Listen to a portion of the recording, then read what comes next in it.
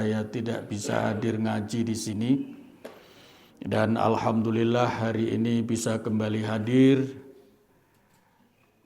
sekaligus untuk memanfaatkan momentum bulan Rabiul Awal, bulan kelahiran Nabi Muhammad sallallahu alaihi wasallam. Maka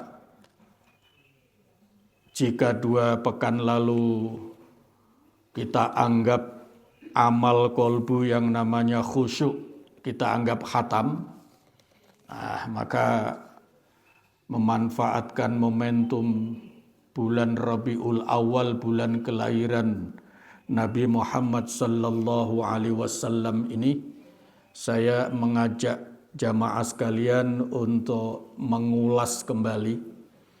Kalau sudah pernah ngaji yang nanti kita akan sampaikan, alhamdulillah. Kalau belum, mudah-mudahan menjadi sesuatu yang baru. Kalau sudah ngaji dan sudah paham, alhamdulillah.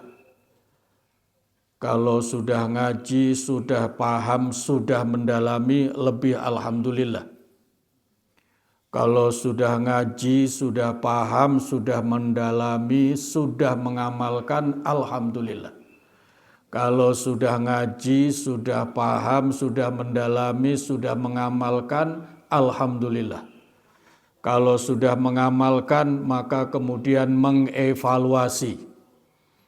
Mengevaluasi ilmu yang sudah kita amalkan, sudah kita dalami, sudah kita kuasai, sudah pernah kita kaji bersama. Nanti yang terakhir memenuhi kewajiban kita terhadap ilmu. Kalau sudah mempelajari, sudah memahami, sudah mendalami, sudah mengamalkan, sudah mengevaluasi, maka tugas dan kewajiban kita terhadap ilmu yang terakhir adalah menyempurnakan dan kalau bisa mewariskan ilmu yang sudah kita miliki. Itu kewajiban kita terhadap ilmu. Nah, berkaitan dengan memanfaatkan momentum bulan Rabiul Awal, bulan kelahiran Rasulullah sallallahu alaihi wasallam ini, maka kemarin saya sempat tanya sekilas kepada Bapak Ketua Yayasan, Baitul Mukmin mengadakan Maulid Nabi apa tidak? Pertanyaan saya begitu Pak Ketua ya. Iya. Jawabannya ada rencana tapi belum dilaksanakan. Kira-kira begitu. Ya, itu bisa dipahami ya, karena sampai saat ini masih saja ada yang membid'ahkan pelaksanaan peringatan Maulid Nabi Muhammad sallallahu alaihi wasallam. Jangankan Maulid Nabi, kunut saja dikatakan bid'ah. Kunut seperti yang kita lakukan itu saja dikatakan bid'ah. Sehingga ada jamaah yang menghindari sholat subuh kalau imamnya kira-kira akan baca kunut. Ada yang model sampai seperti itu. Bahkan ada yang mewanti-wanti muridnya, jamaahnya, jangan ikut ngaji kepada Bapak Fulan, nanti ketularan bid'ah. Sampai ada seperti itu. Nah, maka Bapak Ibu kalau dituduh bid'ah kira-kira sikapnya seperti apa? Jadi Pak Ketua DKM bid'ah, kalau orang dituduh bid'ah kira-kira rasa hatinya gimana? Gimana kira-kira kalau kita tidak tiba-tiba dituduh bid'ah begitu, kira-kira bagaimana? Apalagi diperjelas, Anda itu bid'ah berarti sesat. Kira-kira gimana rasanya? Masya Allah. Maka saya ingin pesan satu kalimat kepada jamaah sekalian. Jangan terlalu membesar-besarkan masalah bid'ah karena ini sumber perpecahan umat. Pesan saya yang berikutnya, jangan terlalu membesar-besarkan toleransi dan moderasi karena itu akan mendangkalkan pemahaman agama. Itu pegangi betul kalimat ini, dan kalau tidak percaya nanti silahkan buktikan. Itu tadi contohnya, kita sudah beribadah baik-baik menurut kita, tiba-tiba dituduh bid'ah dan kemudian dibilang sesat. Kira-kira dongkol apa dongkol? Nah, kira-kira begitu. Apalagi kalau yang nuduh bid'ah itu juga dirinya sendiri sangat boleh jadi bid'ah juga. Gitu ya. Orang nuduh bid'ah tapi dia sendiri melaksanakan bid'ah tiap hari. Nah, maka Bapak Ibu kalau dituduh bid'ah mulai hari ini tidak usah sakit hati. Tidak usah tersinggung. Karena apa? Karena Rasulullah Shallallahu Alaihi Wasallam saja itu juga pernah dituduh bid'ah oleh masyarakatnya. Nah, begitu ya. Ini imam kita nggak hadir ya? Ada? Oh, di belakang. Saya sesungguhnya berharap imam selalu ikut ngaji supaya bisa saya minta membuktikan membaca referen juga ya, agar saya tidak dibilang ngajinya ngarang begitu ya. Baik, kalau begitu coba dilihat di dalam Al-Qur'an ya. Di dalam Al-Qur'an itu ada apa namanya? Ada ayat yang menyatakan ma kuntu bid'an minar rusul. Ya. Itu ada ayat di dalam Al-Qur'an itu. Coba dilihat di surat Al-Ahqaf. Ya. Ini sekedar meredam ya, sekedar untuk meredam hati kita ketika kita tiba-tiba dituduh bid'ah. Maka pesan saya tidak usah tersinggung dan tidak usah apalagi sakit hati. Karena apa? Karena Rasulullah Shallallahu Alaihi Wasallam sendiri ketika hadir sebagai Rasul itu juga dituduh bid'ah. Sampai turun ayat berapa tadi saya sebut? Belum ya, surat Al-Ahqaf ayat 9 coba dicek. Surat Al-Ahqaf ayat 9. Sudah ketemu? Qul ma kuntu. Nah, ini supaya paham makna bid'ah yang sebenarnya. Kalau saya berkata sebenarnya, itu artinya apa yang saya sampaikan menggunakan referen yang benar. Referen ilmu yang paling benar apa? Al-Quran. Nah, begitu ya. Referen ilmu bagi seorang muslim Al-Quran. Oleh karena itu setiap istilah yang kita gunakan, hendaknya kita cocokkan betul bagaimana Al-Quran menggunakan istilah itu. Supaya tidak salah dalam menggunakan istilah. Ya. Ayat 9 surat Al-Ahqaf. Qul, katakan Muhammad, ma kuntu bid'an. Nah, itu kata-kata bid'ah itu dari salah satu ayat itu. Nah, apa itu yang disebut bid'ah? Kalau membahas bid'ah, jangan tiba-tiba mengatakan yaitu perbuatan amal yang tidak ada contoh, tunggu dulu. Ya, ini masih sering seperti itu sampai sekarang tuh. Bid'ah adalah amalan yang dilakukan yang tidak ada contoh sebelumnya. Nah, kalau seandainya dekat itu saya pengen tanya, definisi bid'ah seperti itu Ustadz ambil dari mana? Ayo kita baca. Nah, kalau di sini ada Pak Prof.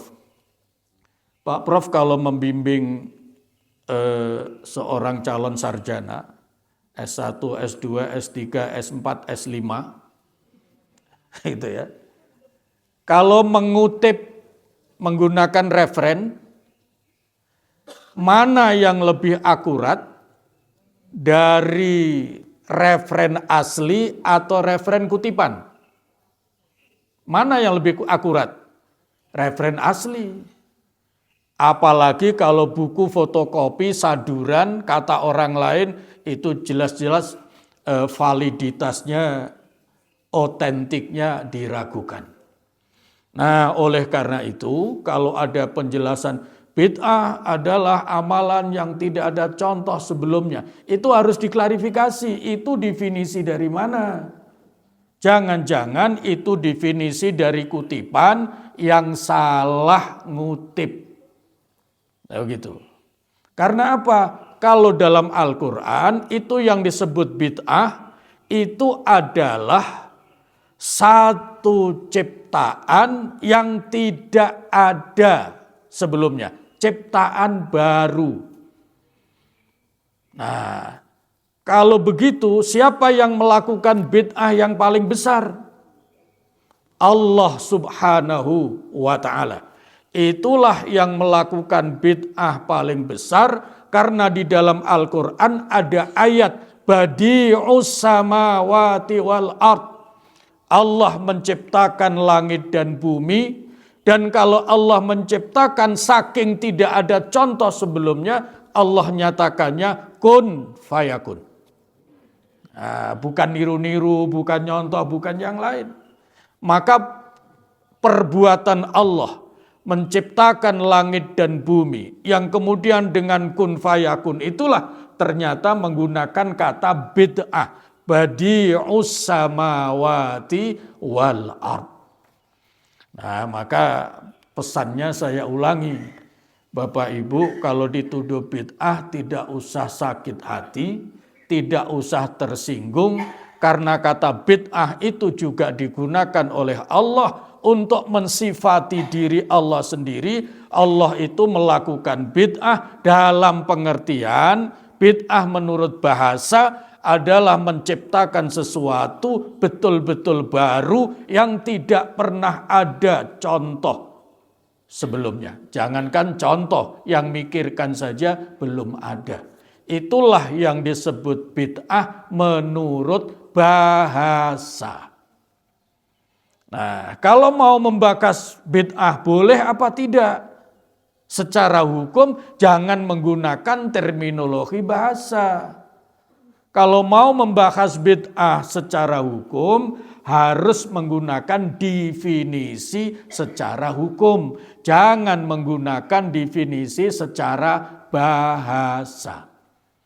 Nah, di sini letak mulai kekeliruannya, sehingga tuduhannya begitu gencar.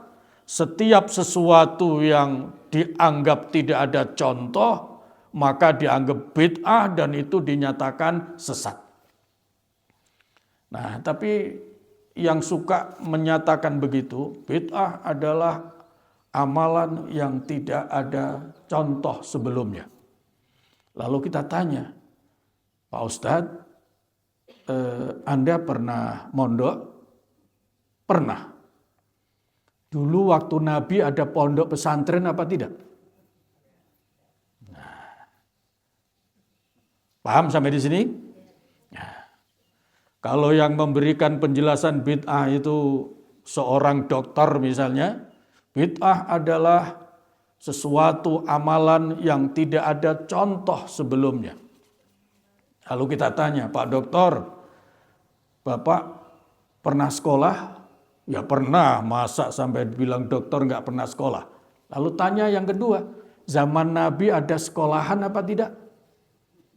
Nah, jadi kalau begitu, betapa sulit mencari orang yang tidak bid'ah jika definisi bid'ah itu adalah sesuatu, membuat sesuatu amalan yang tidak ada contoh sebelumnya. Nah, itu bahayanya. Maka jangan gegabah. Ya, jangan gegabah membuat definisi bid'ah. Bid'ah harus dilihat dari dua hal. Kalau mau bicara bid'ah, tunggu dulu. Mau bid'ah secara bahasa atau bid'ah secara syariat. Nah, begitu. Kalau bid'ah secara bahasa benar menciptakan sesuatu yang tidak ada contoh sebelumnya. Contoh yang membuat bid'ah siapa? Allah Subhanahu wa taala. Menciptakan langit dan bumi tidak pernah ada contoh sebelumnya dan Allah ternyata menggunakan kata badi'us samawati wal ard. Sebelum sampai ke ayat 9 dikasih tanda dulu. Coba balik dulu ke surat Al-Baqarah. Balik dulu ke surat Al-Baqarah supaya Bapak Ibu yang selama ini kalau dituduh bid'ah itu rasanya nyesek, rasanya tersinggung, Pak Rudi, rasanya bingung. Nah, supaya mulai sekarang tidak lagi begitu, mari kita benahi. Mari kita evaluasi pemahaman kita tentang bid'ah. Surat Al-Baqarah tadi saya sebut apa? Ayat berapa tadi? 117 coba. Awal ayatnya berbunyi badi'us. Coba lihat. Tolong dibaca supaya bukti ada kata badi'u. Itu akar katanya dalam istilah santri gramatika bahasa Arab itu adalah asal katanya, fiilnya, lafadznya dari kata ba, dal, ain. Nah ini jangan salah juga, sebab kalau ba, dal, hamzah, bada'a, pakai hamzah itu artinya mulai. Nah tapi kalau pakai ain, bada'a, itu artinya kreasi baru. Walaupun ada miripnya, ada orang yang mulai, kreasi baru juga ada mulai, tapi lafadznya beda. Nah, oleh karena itu kalau ayat 117, coba lihat, awalnya badi'us, betul ya? Itu dari kata bada'a, ain, ba, dal, ain, yang artinya kreasi baru. Tolong dibaca terjemahnya atau kalau bisa baca ayatnya coba badi'us samawati wal ard. Tolong dibaca.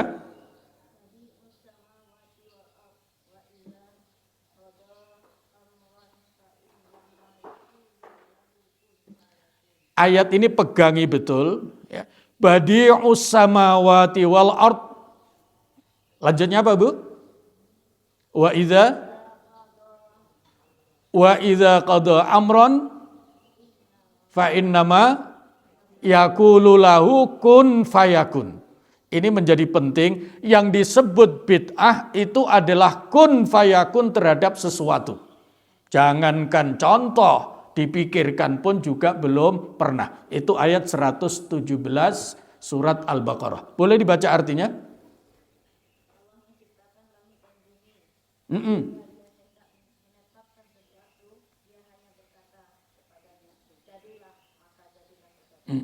Jadi pembuat bid'ah yang paling hebat, maha dahsyat adalah Allah Subhanahu wa ta'ala. Dalam pengertian menciptakan sesuatu, tidak niru, tidak nyontoh, tidak nyontek, tidak segala macam, hanya cukup kun fayakun.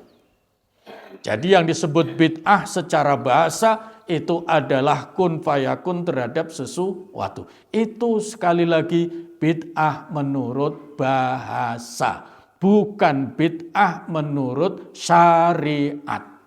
Nah, begitu. Coba lagi supaya lebih jelas. Tadi saya katakan Rasulullah Shallallahu Alaihi Wasallam juga pernah dituduh sebagai sosok yang bid'ah. Maka turun ayat surat Al-Ahqaf ayat 9. Boleh dibaca? Qul ma kuntu bid'an minar rusul. Katakanlah Muhammad, saya ini bukan bid'ah dari para rasul. Maksudnya apa? Karena saat itu masyarakat tidak mau menerima Nabi Muhammad sallallahu alaihi wasallam sebagai seorang rasul, seolah-olah aneh kalau hadir seorang rasul yang namanya Nabi Muhammad sallallahu alaihi wasallam. Nah, padahal sebelumnya itu sudah ada sekian banyak dari waktu ke waktu para rasul yang diutus oleh Allah Subhanahu wa taala. Maka Nabi disuruh mengatakan ma kuntu bid'an. Tolong dibaca terjemahnya. Ada yang bisa baca terjemahnya?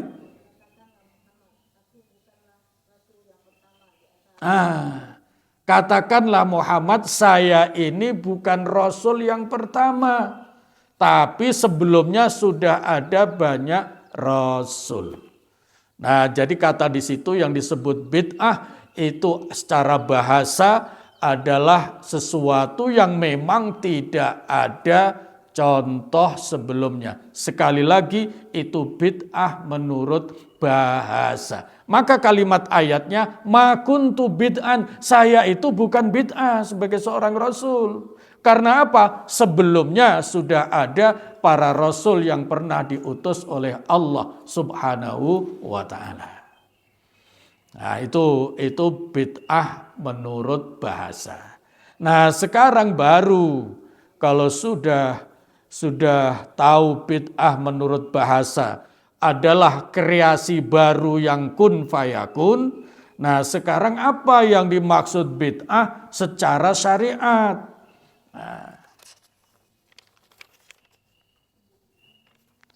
tadinya kalau imam kita ada mau saya suruh baca ini supaya yakin referennya.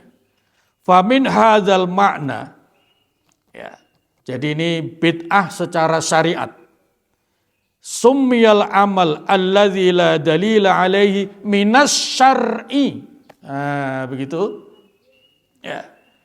Amal yang disebut bid'ah adalah amal yang tidak ada dasar syariatnya.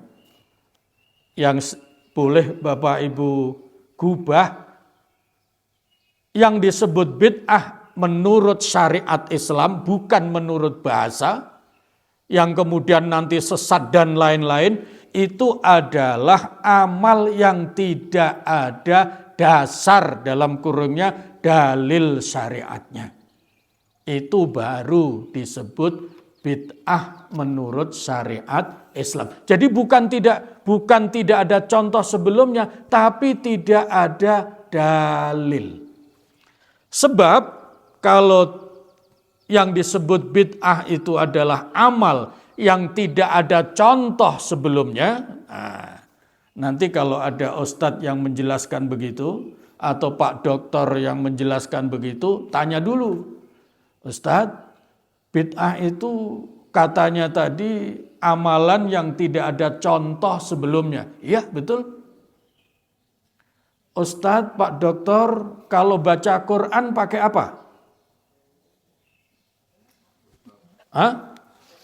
Pakai mushaf tulisan atau hafalan? Oh ya pakai tulisan. Nah, contoh tertanya lagi.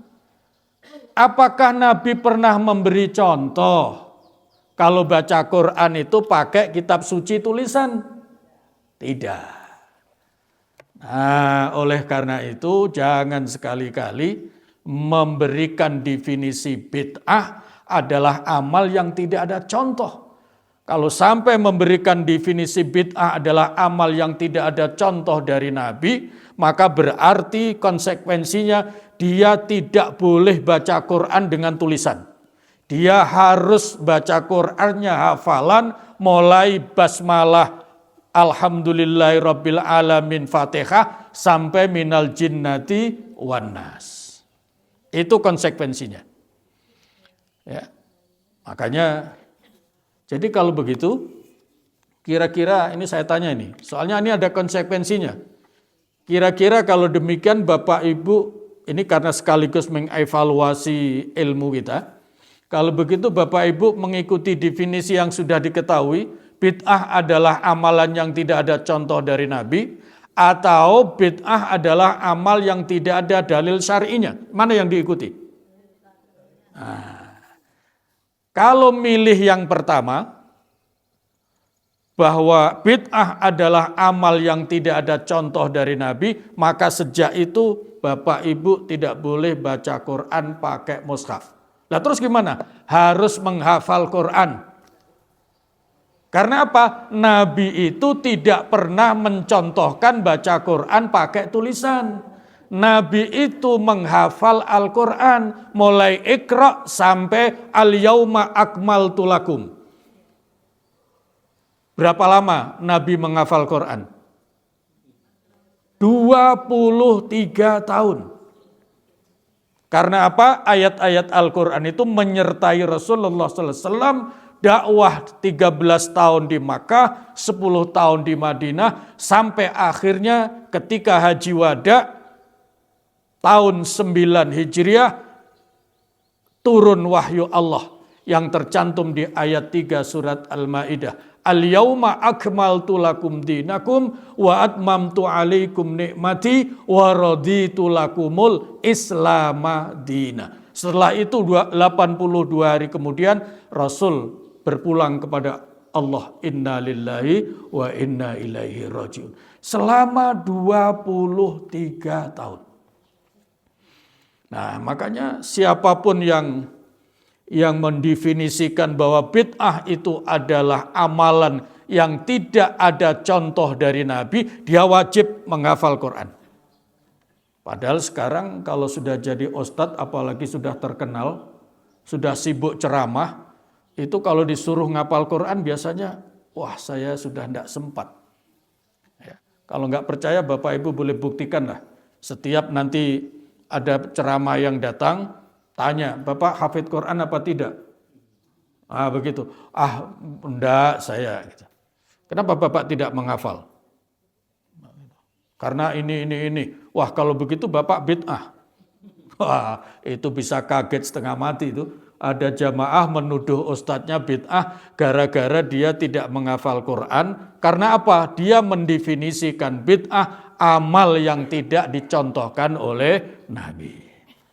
Nah, kalau saya lebih baik dan lebih benar ada referennya bahwa bid'ah itu adalah amalan yang tidak ada dalil, tidak ada dasar syariatnya.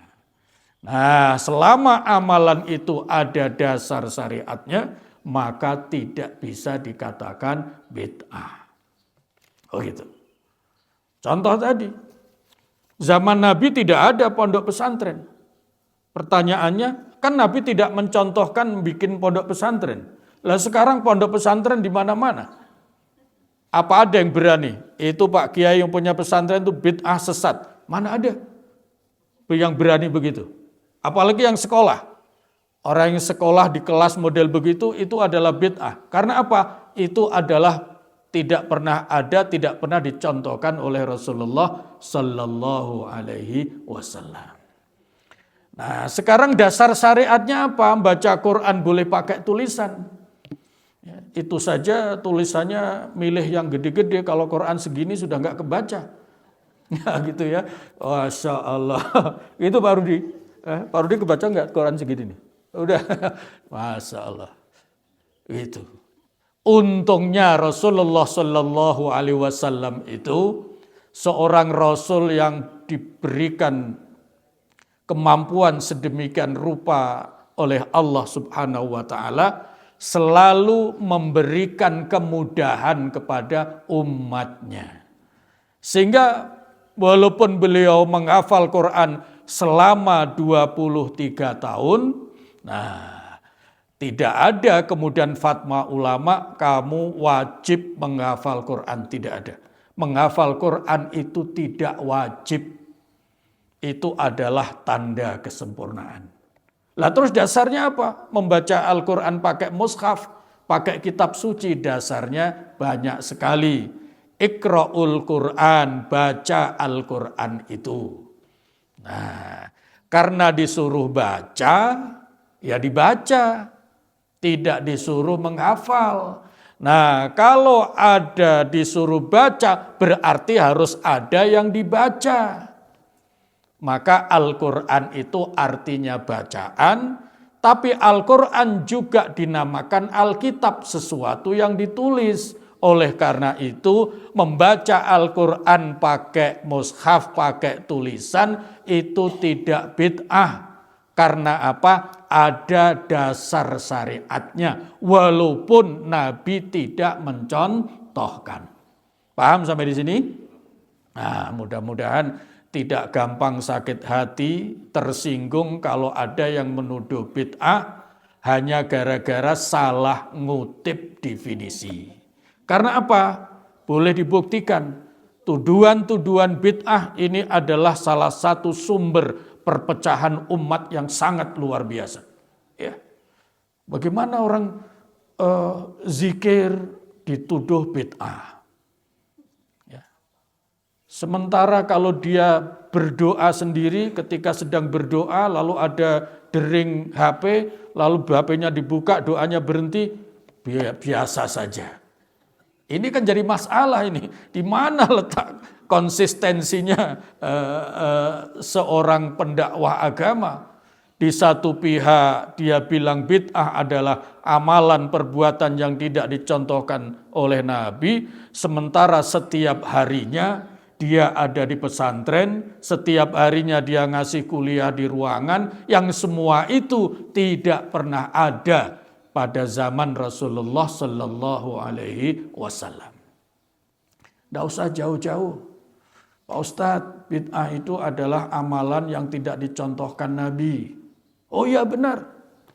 Ustadz kalau makan apa? Ya nasi. Paham maksudnya? Jadi kalau tidak ingin bid'ah, jangan makan nasi. Sebab tidak ada satu hadis pun yang menyontohkan Nabi itu makannya makan nasi. Udah tidak usah jauh-jauh. Dasarnya apa? Bahwa bid'ah itu tidak ada contoh sebelumnya, itu bukan bid'ah secara syar'i, tapi itu bid'ah secara bahasa. Itu adalah tadi. Ada ayat 117 surat Al-Baqarah, ada ayat 9 surat Al-Ahqaf. Bid'ah bukan amal yang tidak ada contohnya, itu adalah bid'ah secara bahasa. Tapi kalau bid'ah yang bicara hukum adalah amalan yang tidak ada dasar syariatnya. Selama amalan itu ada dasar syariatnya, walaupun Nabi tidak menyontohkan, itu tidak termasuk bid'ah. Baik, ada pertanyaan? Pak Ketua, silakan.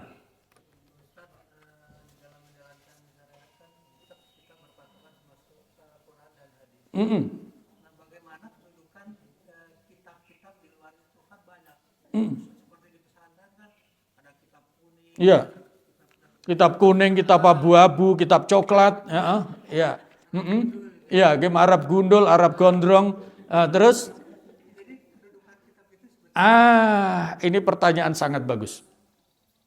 Ini juga bagian tuduhan yang tidak terbukti. Semua produk kitab yang sudah hampir tidak terhitung itu adalah pendalaman terhadap Al-Quran maupun hadis.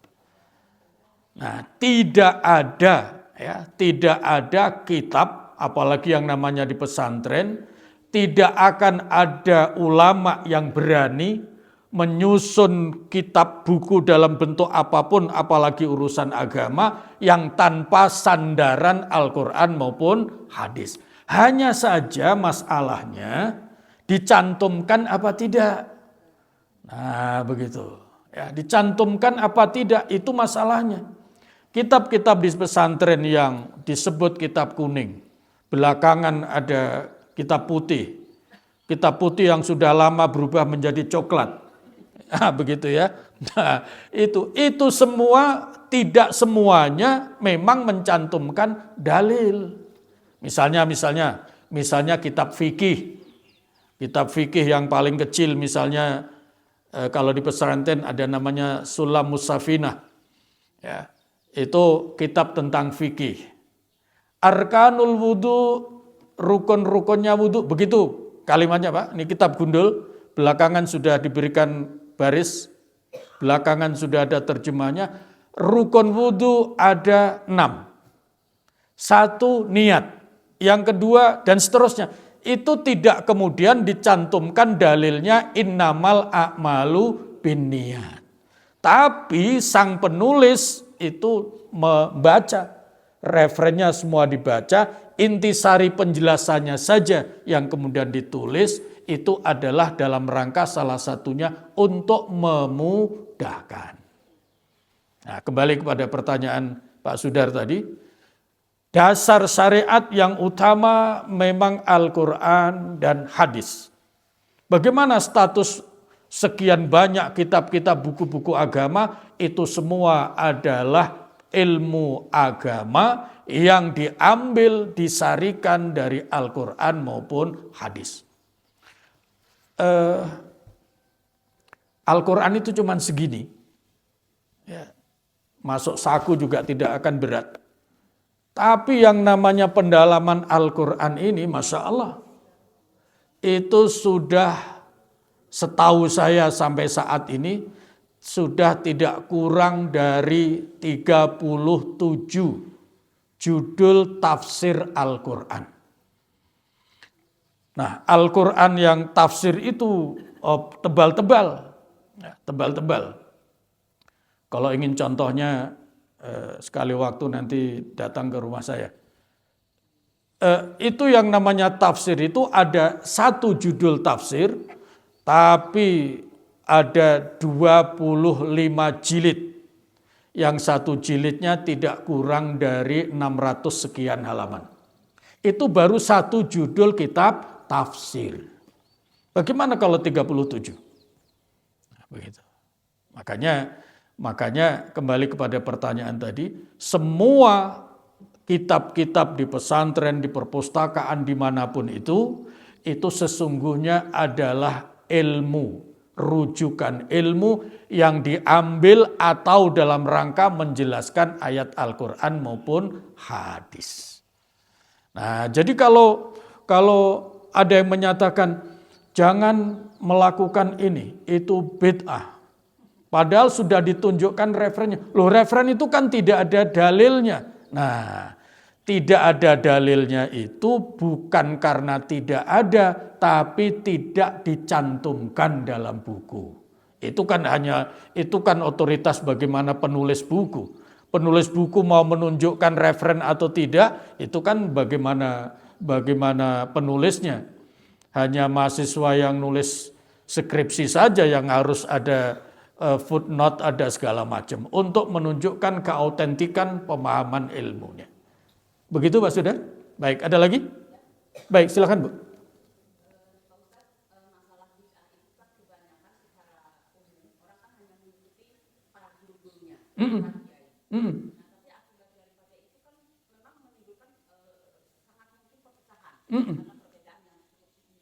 Iya.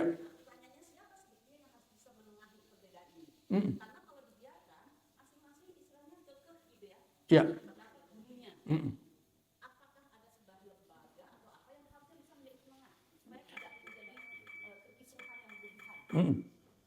Cukup? Ini pertanyaan sangat bagus. Ini masing-masing sudah punya rujukan. Pertama, wahai 2 kubu yang berbeda. Yang menyatakan bid'ah adalah amalan yang tidak ada contoh, sama yang mengatakan bid'ah adalah amal yang tidak ada dalil. Wahai 2 kubu yang berselisih, nah begitu ya, wahai 2 kubu yang berselisih, ingat hadis Nabi. Jauhkan perdebatan walaupun kalian benar. Karena orang yang banyak berdebat walaupun benar, itu bisa menjadi pintu masuknya iblis. Kalau sudah berdebat karena merasa benar, maka tahap berikutnya akan gengsi. Saya kalah sama dia. Emang siapa? Ini sudah mulai masuk. Maka Nabi berpesan, jangan berdebat walaupun kamu benar. Begitu. Jangan berdebat. Karena apa? Walaupun benar kalau kemudian dilakukan perdebatan, maka itu bisa terjerumus bisikan iblis kemudian berubah menjadi kalah menang, bukan benar salah. Nah, pertanyaan Ibu bagus, siapa lembaga yang bisa menengahi? Masalahnya bukan siapa lembaga yang bisa menengahi, persoalan mau nggak ditengahi. Kalau mau ditengahi cukup datang ke saya, nanti saya tengahi. Tapi masalahnya orang yang berdebat, yang begitu itu saling nuduh, saling merasa paling benar, itu enggak mau Bu ditengahi. Nah begitu, tidak mau ditengahi. Padahal ayatnya jelas, innamal mu'minuna ikhwah, sesama orang beriman itu saudara. Fa aslihu baina akhwaikum, islahlah. Tapi karena mungkin sudah kesetanan, begitu, tidak mau disuruh islah. Orang yang biasa berdebat itu menafikan ayat 10 surat Al-Hujurat itu. Padahal itu ayatnya nyata. Innamal mu'minuna ikhwah, sesama orang beriman itu saudara. Fa aslihu baina akhwaikum. Maka islahkan ketika mereka berdebat. Jangankan mereka islah sendiri, diislahkan pun juga tidak mau. Karena sesungguhnya sebetulnya tidak perlu ada lembaga penengah. Yang penting dia sadar konsisten dengan ilmunya. Oh iya, saya memang posisinya benar, saya memang lebih pintar. Tapi Nabi melarang berdebat, soalnya khawatir terjerumus menjadi pintu masuknya iblis. Nah, kalau sudah begitu kembali saja. Apakah orang pintar merasa lebih pintar tidak boleh berdebat dengan orang yang bodoh? Tidak boleh. Lihat surat Al-Furqan. Wa idza khatabahumul jahiluna qalu salama. Kalaulah kamu menghadapi orang-orang bodoh, sudah lebih baik kamu doakan salama. Mudah-mudahan engkau diselamatkan oleh Allah Subhanahu wa ta'ala. Itu pun juga jangan keras-keras doanya, tersinggung nanti. Masya Allah, tersinggung nanti. Dia orang bodoh tapi ngotot ngeyelnya melebihi yang pinter. Kemudian yang pinter bilang, ya sudah enggak apa-apa silakan ngeyel, mudah-mudahan kamu diselamatkan oleh Allah. Kira-kira tersinggung apa enggak? Tersinggung itu walaupun doa itu baik. Kenapa tersinggung walaupun didoakan baik? Iblis sudah menguasai hawa nafsunya. Masya Allah. Cukup Bu? Jadi bukan persoalan ada tidak lembaga yang mengislahkan, bukan itu masalahnya. Masalahnya adalah mau enggak yang dua kubu ini didamaikan. Apalagi kalau sudah beda parpol, beda, wah itu sudah lebih. Oleh karena itu islah, nanti kita pelajari. Kesiapan untuk islah damai itu amal kolbu, bukan amal fisik. Maka orang yang salaman belum tentu dia damai. Setiap ketemu bisa salaman. Tapi dalam Al-Quran, tahsabuhum jami'an wa qulubuhum syatta. Manusia itu bisa terjadi kalau hatinya tidak ketemu, maka secara lahiriah kamu lihat dia kompak. Tapi wa qulubuhum syatta, hatinya cerai-berai. Nah, maka wahai para pemimpin yang menyerukan persatuan, mulailah yang namanya persatuan bukan fisik. Persatuan harus dimulai dari keikhlasan hati. Maka didik dulu kolbunya. Nanti kita pelajari. Ada lagi? Satu lagi, silakan.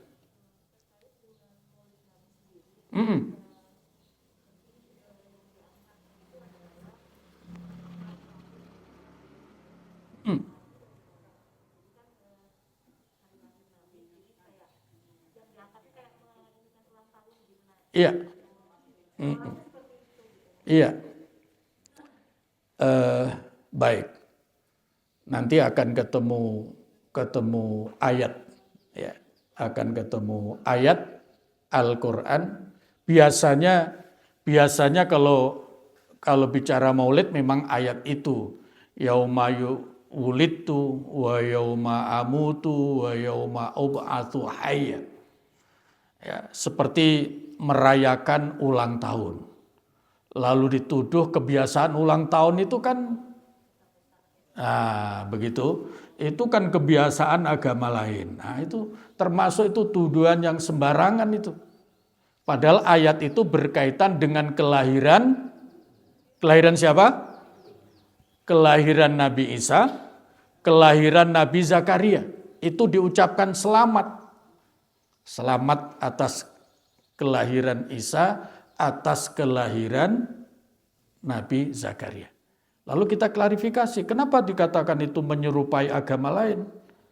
Kita tanya, apakah agama lain, agama Nasrani, itu mengakui Isa dalam Al-Quran? Tidak. Kalau mereka mengakui Isa dalam Al-Quran, mereka pasti syahadat. Nah begitu. Kalau mereka mengakui Isa dalam Al-Quran, pasti mereka syahadat. Karena apa? Kalau orang yang mengakui Isa seperti Isa dalam penjelasan Al-Quran, maka seperti ayat 6 surat As-Saff yang tadi kita baca dalam salat. Bahwa Nabi Isa sendiri itu pernah berwasiat mengajarkan kepada umatnya, ya Bani Israel, ini Rasul. Saya ini adalah seorang Rasul, bukan Tuhan. Nah, wa mubasyiran bi rasulin ya'ti min ba'di ismuhu Ahmad. Setelah saya nanti akan ada lagi nabi yang namanya Nabi Ahmad, juga disebut Nabi Muhammad. Maka ini konsekuensinya, kalau mereka yang tadi dituduh seolah-olah kalau kita melakukan peringatan Maulid menghormati kelahiran Nabi sama dengan menghormati kelahiran Isa, tidak ada masalah kalau Isanya dalam Isa Al-Quran. Tapi tidak benar kalau itu dinyatakan seolah-olah melakukan menghormat Isa seperti paham mereka.